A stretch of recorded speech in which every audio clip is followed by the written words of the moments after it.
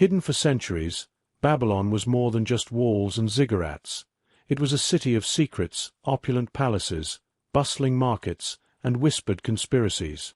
In this story, we will uncover the daily lives, mysteries, and forgotten traditions of its people, revealing a world of culture, intrigue, and the pulse of ancient civilization. The morning sun spilled over the wide expanse of the Euphrates, scattering pale gold light across the low mud-brick walls of Babylon, illuminating the dust that swirled in gentle spirals along the narrow alleys. From the moment the city stirred, the hum of life was palpable. Merchants rolled wooden carts across cobblestones worn smooth by decades of footsteps. Women drew water from the clay jars at the communal wells, their laughter ringing softly over the murmur of the river. Children ran barefoot along the banks, splashing in the shallows while their mothers called to them from the terraces above, voices full of both affection and mild admonishment. In one corner of the city, beneath the rising silhouette of the Ishtar Gate, a small incident unfolded that would ripple through the lives of many. A young scribe, barely 17, leaned against a sun-warmed wall, his fingers smudged with ink, trying to read an unfamiliar cuneiform tablet he had stumbled upon in the market. The tablet bore the mark of a distant scribe, a series of symbols that hinted at new laws or perhaps forgotten decrees, and as he traced the impressions with his fingertips, a sense of curiosity mingled with apprehension spread through him. Around him, the city went about its morning routine, unaware of how this minor discovery would eventually intertwine with the fates of merchants, priests, laborers, and rulers alike. The aroma of baking bread from the ovens nearby mingled with the faint sweetness of date palms lining the riverbank, while the scent of wet clay and the faint tang of the Euphrates reminded all of the city's fertile roots. In the marketplace, a butcher arranged cuts of lamb and goat, the rich scent of fresh meat drifting into the alleyways, drawing hungry travelers and residents alike. The clatter of pottery and the distant thrum of carpenters shaping wood echoed through the streets, underscoring a rhythm of life that had persisted for generations. As the scribe tucked the tablet beneath his arm, glancing around to ensure no one noticed, he felt a subtle shift in the air, a quiet tension that suggested the city itself was brimming with secrets just waiting to be uncovered. His path took him past the wide public baths where men and women of different ages converged, discussing recent shipments from distant lands, cedar from Lebanon, copper from Anatolia, lapis lazuli from faraway mountains, and the air was thick with a mingled sense of oils, clay, and the river water, which carried a sharp, almost metallic undertone after last night's rain. The scribe's journey led him to a narrow street where merchants from Sumer, Akkad, and beyond set out their wares. Finely woven textiles dyed in rich indigo and saffron, polished bronze vessels, and small, delicate figurines that bore the faces of deities. Here he paused to listen to a storyteller, an elderly man with a long white beard, whose voice, soft yet compelling, wove tales of gods walking among mortals, of kings who built magnificent walls and palaces, and of ordinary people whose choices could shift the balance of power. The scribe felt both dwarfed and inspired, sensing that the small tablet in his hand might one day be a part of such stories, its symbols speaking to generations yet unborn. Beyond the bustling streets, the ziggurat rose like a solemn sentinel, its terraces reaching toward the sky in steps of baked mud and brick, shadowed by the early morning sun. Priests moved silently along its staircases, carrying vessels of water and offerings of barley and dates, their chants mingling with the soft calls of birds and the distant bleating of goats tethered near the city's edge. Within the city walls, houses were modest yet vibrant, walls plastered with clay painted in earthy tones, reed mats laid out for sitting, small oil lamps flickering with a golden glow as families prepared their simple morning meals of flatbread, figs, and goat cheese. Children, their hair tied in small knots or left to curl freely, mimicked the motions of their parents, learning the rhythms of domestic life, while elders, seated in the shade, offered guidance and recounted memories of times when the river flooded generously, leaving rich soil, or when drought forced them to pray fervently to the gods for mercy. As the day advanced, the sun climbed higher, and the scribe's curiosity led him to the outer wall, where soldiers stood watch, their bronze helmets reflecting light in brief flashes. He observed the trade caravans arriving from the desert beyond, camels laden with grain, pottery, and woven mats, their drivers calling out in the rolling tones of Aramaic and Akkadian, exchanging greetings and bartering in a mixture of languages that testified to Babylon's role as a nexus of cultures.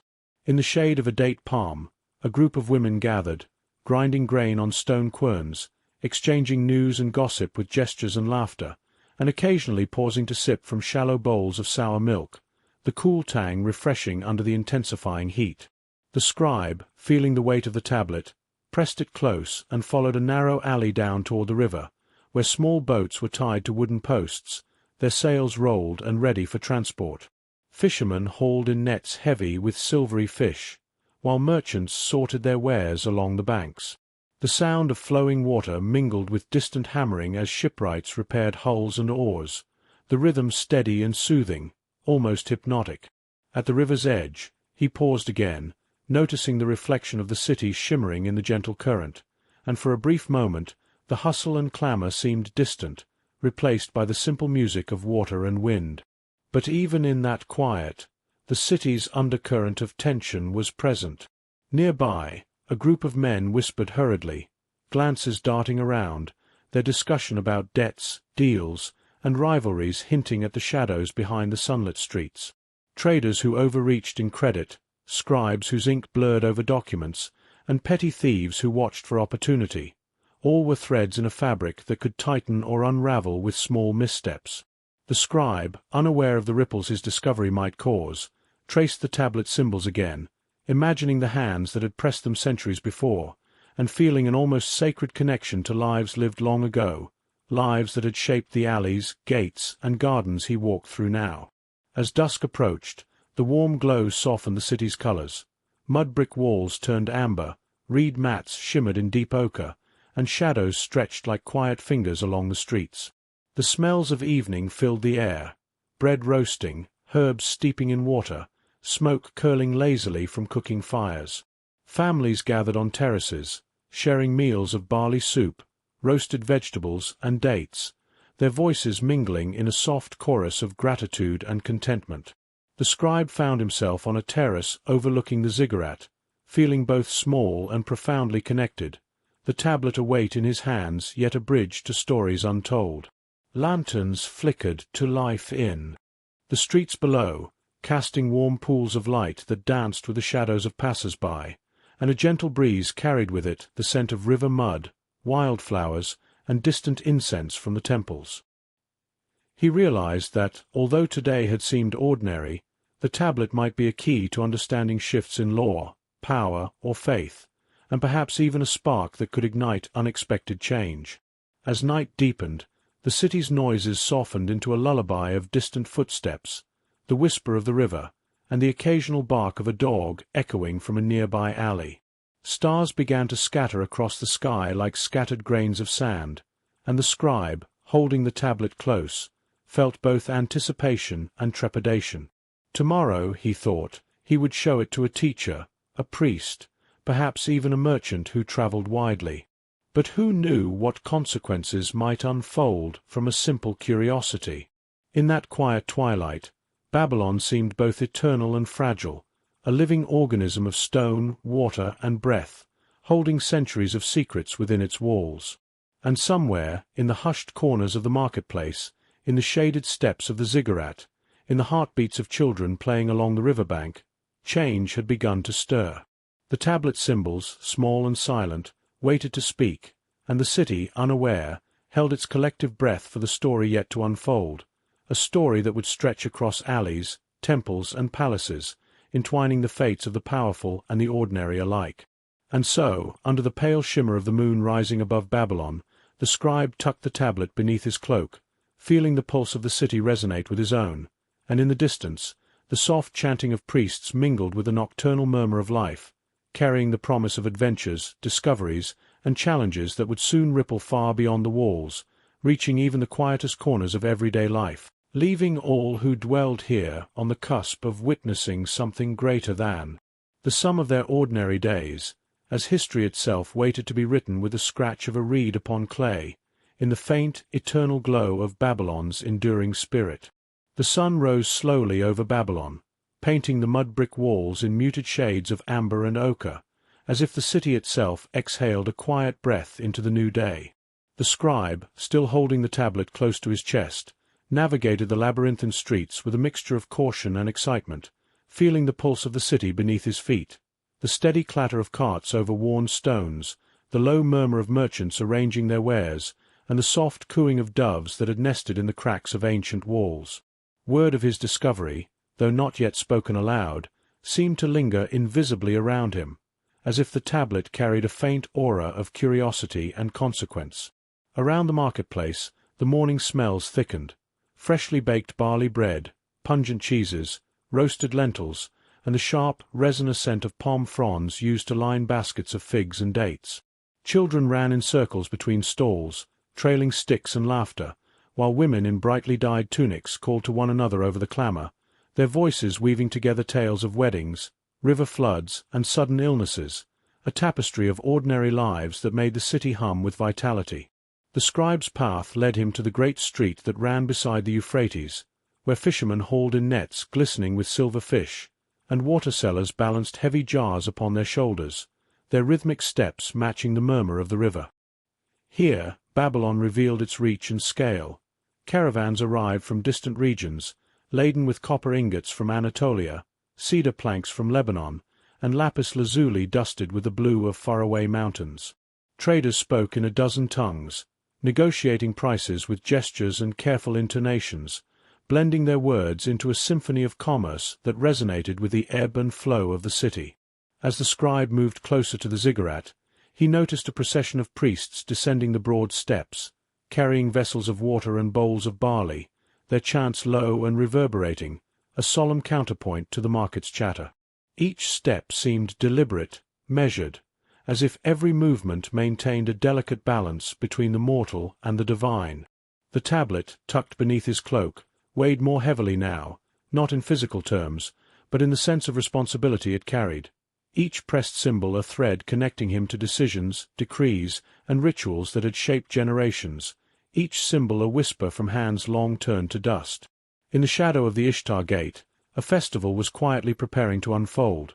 Women adorned in silk and dyed linen draped across their shoulders, necklaces of carnelian and gold catching stray beams of sunlight, children practicing drumbeats in the alleyways, the clatter of small cymbals punctuating their rhythm, and vendors setting out platters of honey-coated dates and roasted chickpeas to entice passers-by.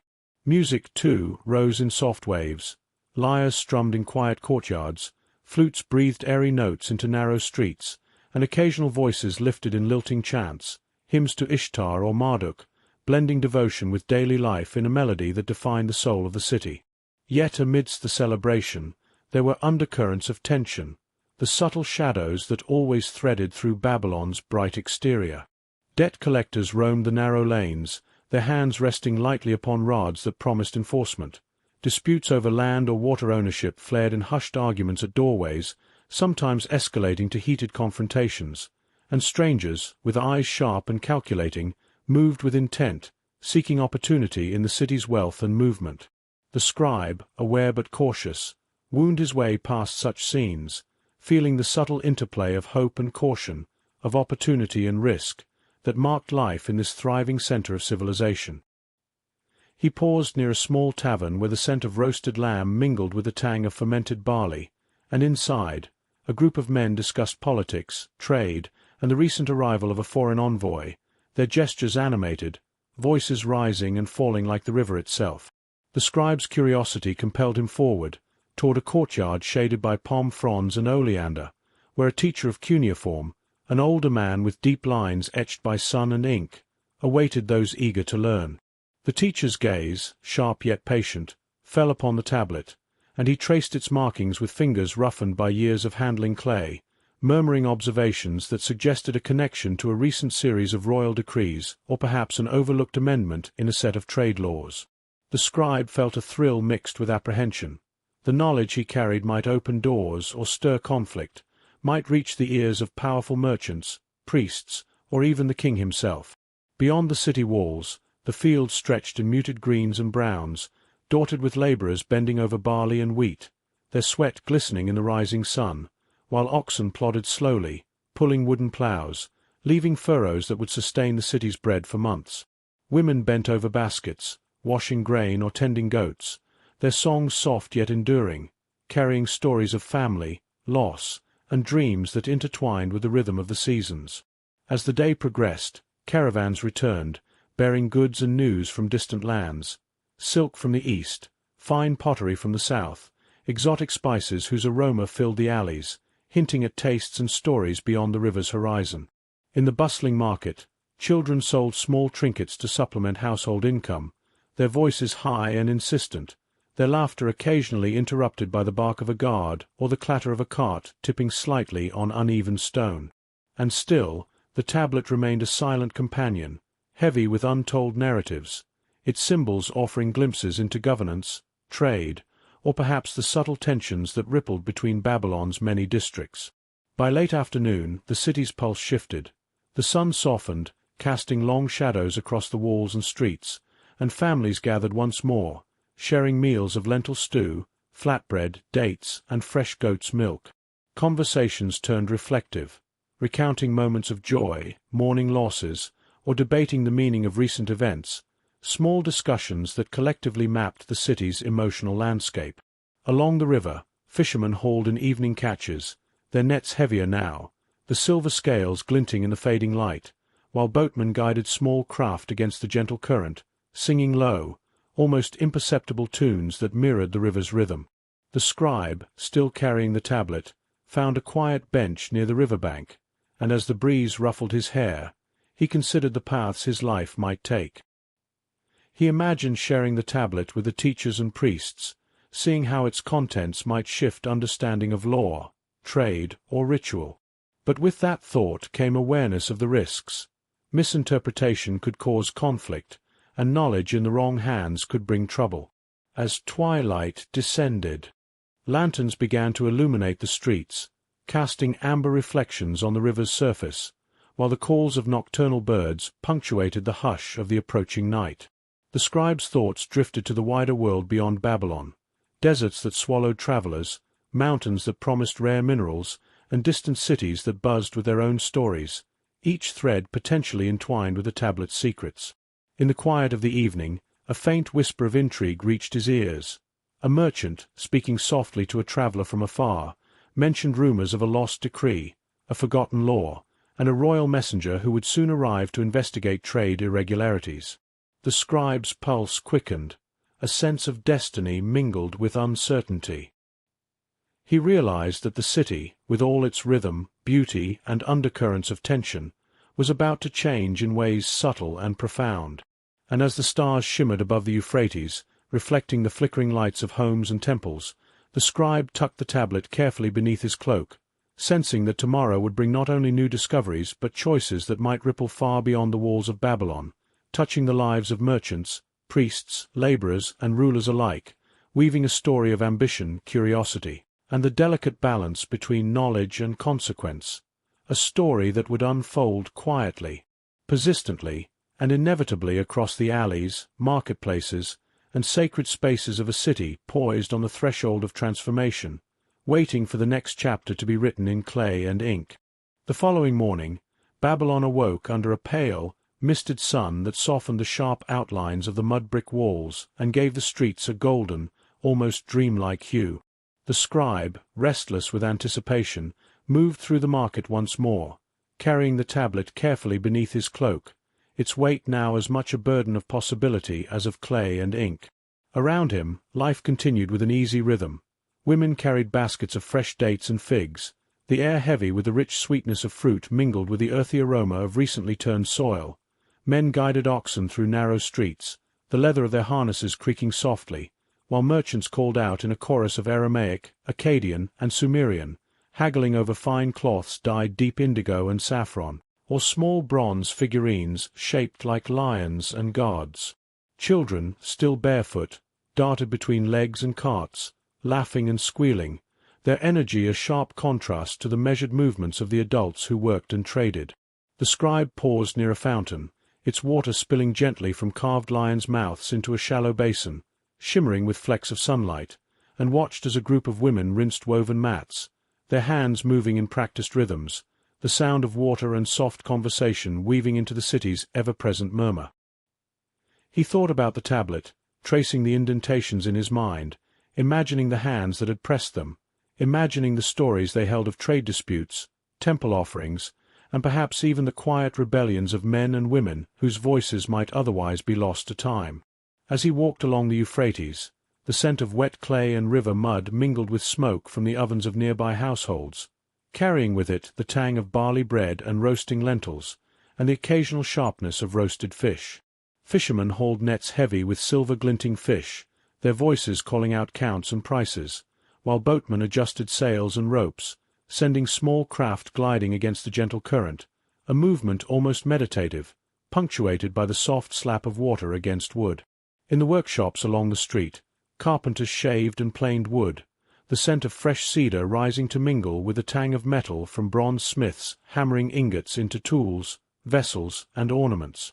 The scribe's path took him past the ziggurat, where priests chanted low, reverberating hymns, moving in deliberate steps, their voices a solemn counterpoint to the lively marketplace, reminding him that the sacred and the mundane existed side by side in a delicate balance.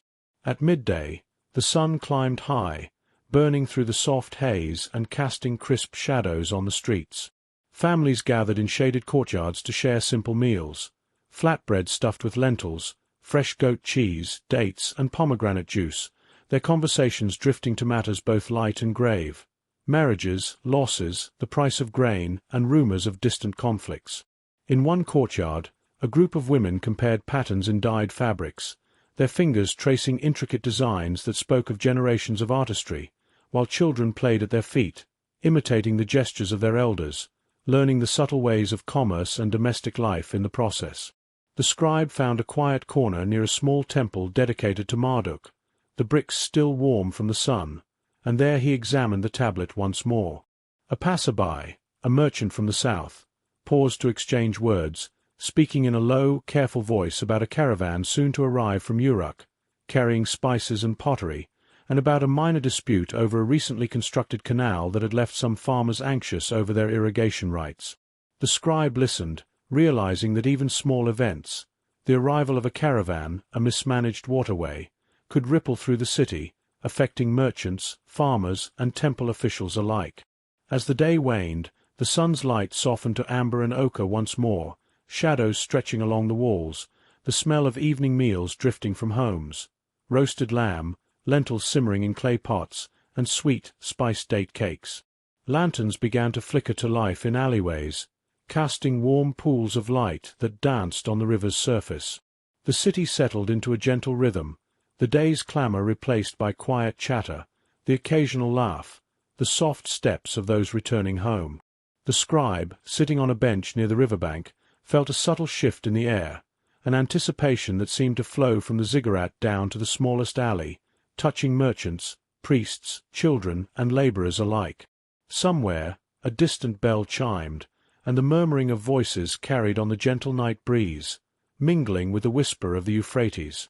The tablet, still hidden beneath his cloak, seemed to pulse with possibility, and the scribe sensed that the quiet city, so familiar and yet so full of hidden currents, was on the brink of change. And as the moon rose, casting silver light over the mud-brick walls and river, Babylon itself seemed to inhale slowly, holding within its heart the promise of events that would weave together fate, ambition, curiosity, and the simple, enduring lives of those who walked its streets, leaving the scribe, and the city, poised on the threshold of stories that had yet to be told, the first threads of a tapestry stretching toward tomorrow and beyond. As dawn brushed the city with pale apricot light, Babylon's streets awakened not just with the rhythm of labor, but with the intricate dance of cultures that had converged here over centuries, a tapestry of voices, scents, and colors that painted life in shades both vivid and subtle. The scribe, carrying the tablet that had become a quiet obsession, walked through the city's winding alleys, passing merchants from distant lands whose speech carried accents of the mountains and deserts far beyond the Euphrates. From the east, travelers brought silk-dyed deep indigo and saffron, fragrances of frankincense, and ornaments of carnelian and lapis lazuli, their stalls laden with exotic goods that seemed almost otherworldly to the children who pressed their small hands against the wooden frames, marveling at colors they had never seen. To the south, traders arrived with pottery and jars filled with olive oil, the aroma sharp and fruity, mingling with the smoky scent of baking bread drifting from nearby ovens, while voices rose and fell in a mixture of Sumerian and Akkadian as deals were struck and coins changed hands. The scribe paused near a fountain where women of differing backgrounds shared labor and conversation, grinding grain, washing linens, and exchanging recipes for soups and stews, their gestures animated. Hands flourished in the air as they demonstrated techniques for rolling flatbread or preparing dates stuffed with nuts and honey. Music threaded through the city streets. The lilting notes of a reed flute mingled with the soft plucking of a lyre, while children practiced small drums, their rhythms uneven but joyful, echoing in the alleyways like the heartbeat of the city itself. Here, the scribe noticed the subtleties of cultural blending. Women wearing veils in delicate patterns borrowed from distant lands, priests chanting in languages that traced lines back through generations, and small shrines in homes adorned with a mixture of symbols from Mesopotamian deities, each reflecting both devotion and the merging of traditions. In the marketplace, a Persian merchant offered candied fruits beside a Babylonian potter displaying vessels etched with scenes of local life, and nearby, an Assyrian sailor examined a basket of dates, tasting one and nodding approvingly before exchanging it for a piece of cloth patterned with geometric designs. Even in the quiet corners of courtyards, the blending of cultures was evident. Children learned to recite prayers in more than one tongue, women hummed songs that crossed borders, and men shared recipes that combined local grains with spices from distant deserts and mountains. The tablet, still hidden beneath the scribe's cloak, seemed to mirror this convergence, its symbols containing traces of laws, customs, and decrees that had been shaped not only by kings and priests, but by the ordinary movements of a city alive with exchange and interaction. By midday, the sun cast a warmer glow, highlighting the intricate reliefs of the Ishtar Gate, the blue-glazed bricks reflecting light in a way that made the dragons and lions almost seem to move as the city's life flowed past. Pilgrims and travelers, drawn by the city's reputation for both commerce and spiritual significance, threaded among locals, their footsteps bringing with them stories from lands far and wide, tales of distant storms, bountiful harvests, and feasts that celebrated both gods and men. In the narrow lanes between temples and homes, the aroma of roasted meats, fried lentils, and sweet honey cakes created a symphony for the senses, drawing workers and visitors alike to pause, even briefly, to partake in the subtle pleasures of nourishment amidst the city's ceaseless activity. The scribe wandered toward the ziggurat, feeling the pulse of cultural intersection grow stronger, noting the subtle gestures of respect exchanged between merchants from different regions, the careful negotiation of trade, and the playful mimicry of children learning from each other's customs and games. He noticed a small gathering where musicians played a hybrid tune, combining rhythms and scales from Sumerian, Akkadian, and foreign influences, the notes blending seamlessly, enchanting both passers-by and those who paused deliberately to listen. As the sun dipped low, the marketplace gradually softened. Carts were wheeled back, vendors counted coins, children ran home, and the scent of evening meals, lentil stews, roasted fish, barley bread, and sweet spiced dates, wafted through the streets. Families gathered on terraces, sharing food, exchanging stories, and recalling events from both near and distant lands, while lanterns flickered to life, casting a warm glow that mingled with the last light of the day. The scribe found a quiet spot beneath a date palm, the river murmuring softly behind him, reflecting the soft amber sky and the distant glimmer of the ziggurat. He considered the tablet once more, realizing that it contained more than symbols or laws.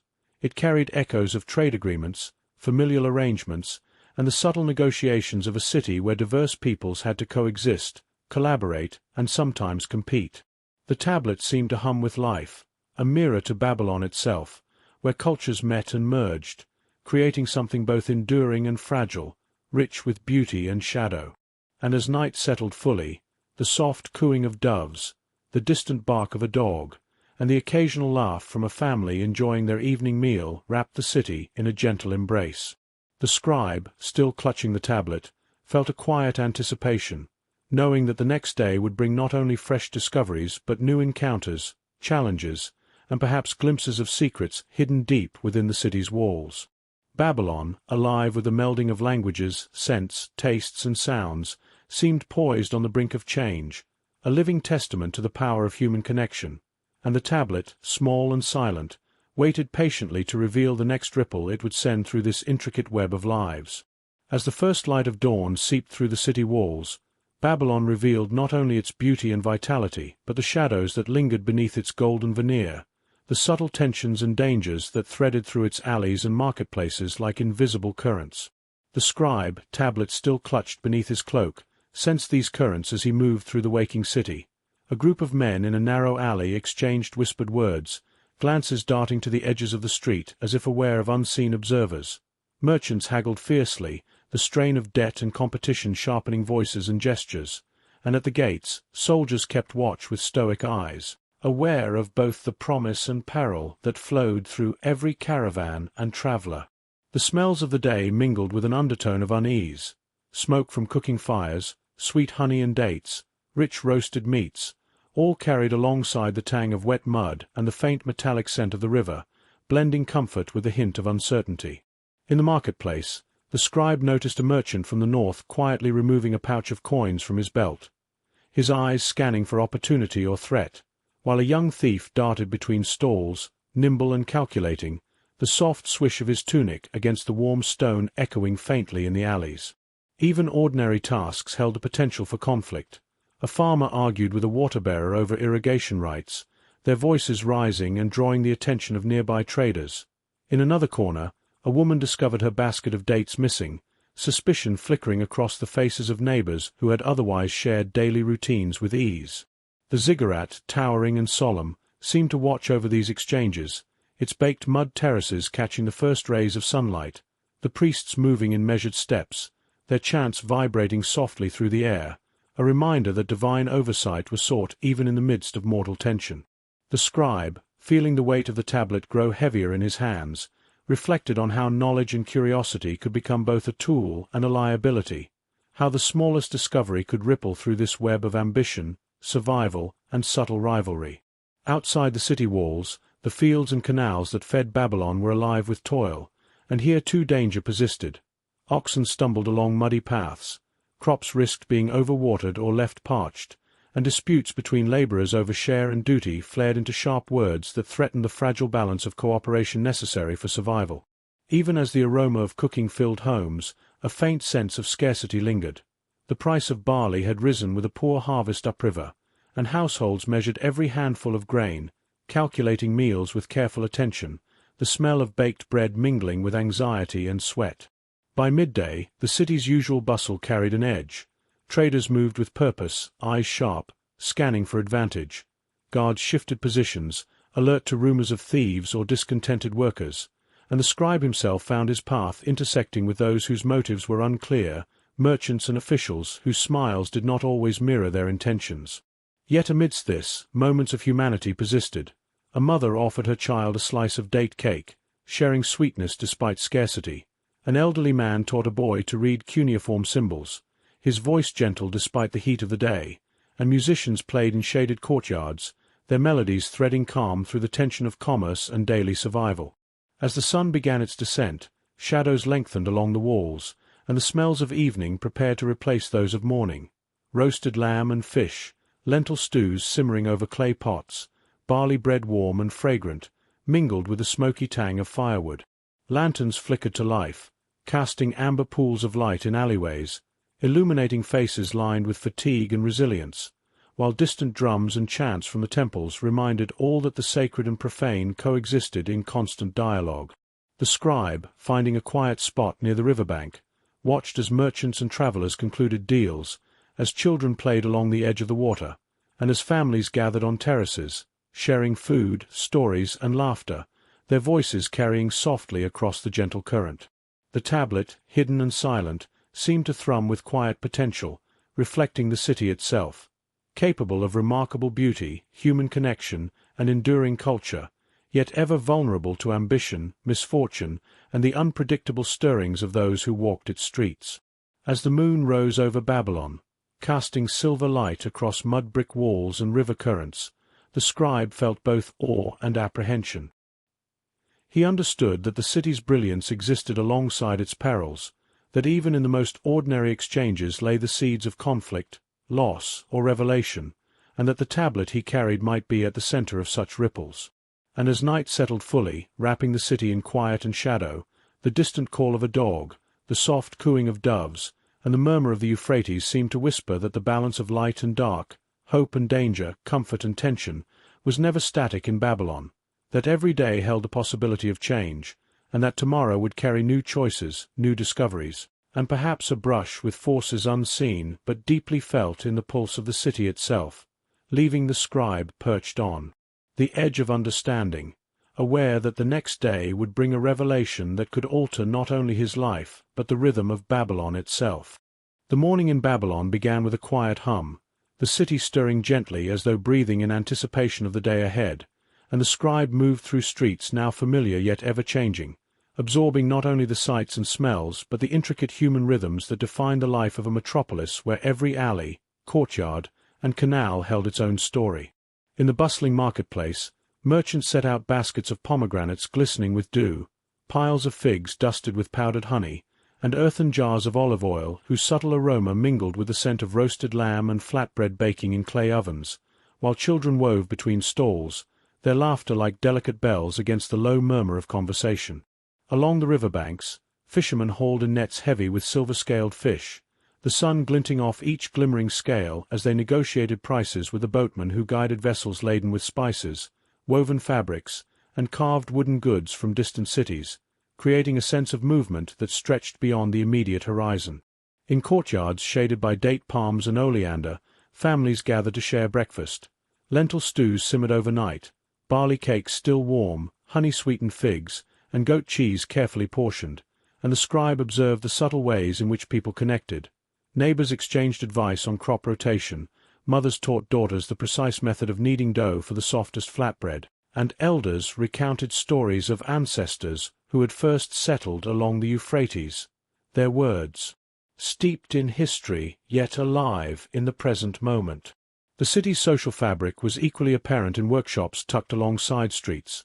Carpenters planed while apprentices listened intently, learning not only the skill but the patience and rhythm of a craft that had endured for generations.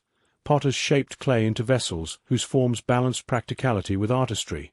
Metalworkers hammered bronze into delicate ornaments, their sparks scattering briefly like fireflies against the sun-drenched stones. Even in moments of labor, there was community. Hands passed tools, shared meals were offered midday, and stories were exchanged alongside instructions, weaving a network of interdependence that underpinned the city's vibrancy. Festivals punctuated this rhythm, and today the preparation for one was evident. Streets were decorated with garlands of palm fronds, lanterns painted with bright pigments swayed gently in the breeze, and musicians rehearsed under shaded colonnades, blending the tones of reed flutes, lyres, and small drums into harmonies that resonated through alleyways and open squares. Children practiced dances on smooth flagstones, imitating movements of older performers, while women in brightly dyed robes pinned colorful sashes and jewelry, their laughter mingling with the soft chant of temple priests performing early rituals. Even in the midst of celebration, the pulse of survival remained. Merchants kept sharp eyes on their wares. Disputes over space and fairness flared briefly before being resolved with gentle intervention, and the city guards observed with a quiet vigilance, ensuring that the festival's joy was preserved without descending into chaos. Beyond the marketplaces and festivities, the scribe observed the quieter acts of community that were no less vital. Families sharing the care of animals and children, neighbors assisting with repairs to homes or canals, and the exchange of small favors and stories that knit people together in ways invisible to the casual observer.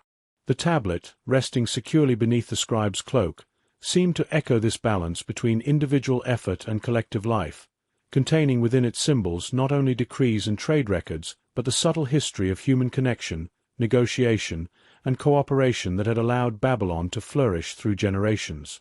As afternoon waned, the city shifted into a softer cadence. Merchants began tallying coins and preparing for the journey home, children returned to their mothers with small treasures or purchases, and the aroma of evening meals began to drift through open doorways and down narrow streets. Lentil soups rich with spices, roasted fish and meat, fresh bread still warm from the oven, and the subtle sweetness of date cakes spiced with cinnamon and cardamom. The scribe found a quiet terrace overlooking the Euphrates, the water reflecting the amber glow of the setting sun and the flickering lanterns along the quay, and watched as people paused to share conversation, laughter, or a simple nod of acknowledgement, the ordinary gestures of connection giving shape and stability to the city's vast and intricate life. He thought of the families gathering in their homes, the bakers and craftsmen, the teachers and priests, and realized that Babylon's endurance was not solely the product of kings or monumental architecture, but of the countless acts of cooperation, teaching, and care that had threaded through daily existence for centuries. As night fell, the city exhaled a quiet sigh, the last rays of sun turning the ziggurat and Ishtar Gate into silhouettes of deep blue and ochre, while lanterns shimmered along streets and courtyards, creating pockets of golden warmth against the encroaching darkness.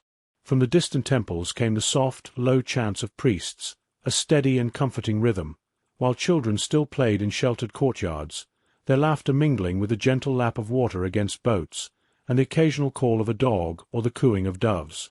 The scribe, seated beneath a palm, traced the tablet's inscriptions with his fingers, feeling again the weight of history, the subtle power of knowledge, and the responsibility it carried. He knew that the city, vibrant and alive with human connection, also held hidden tensions and unresolved mysteries, that the rhythms of daily life and the larger currents of politics, trade, and ritual intersected in ways both beautiful and fragile. And as the moon rose high over Babylon, casting silver reflections across the river and the glistening tiles of the city walls, the scribe sensed the approaching moment when the calm and structured life of the city would meet the unpredictable, when stories long hidden or overlooked would surface, challenging both individuals and communities to respond, adapt, and endure, leaving the city poised for events that would intertwine fate, human ambition, and the enduring pulse of civilization itself, hinting at revelations that would touch the heart of Babylon and resonate far beyond its walls.